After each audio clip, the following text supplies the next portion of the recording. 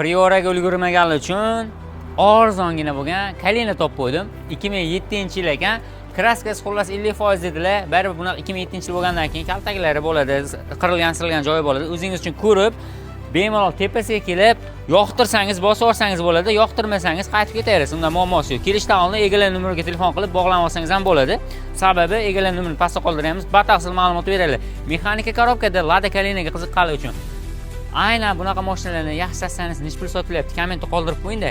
Endi buni stansiyasini ja udar deb olmaymiz, narxiga yarasha bo'ldi. Nech pul deb o'yladingiz? Taxmin qilib bitta like bosib qo'ying. Lada Kalinalarni ham ko'pchilik kommentda so'raganda, shuning uchun so'raganlar uchun qo'yib qo'yaman.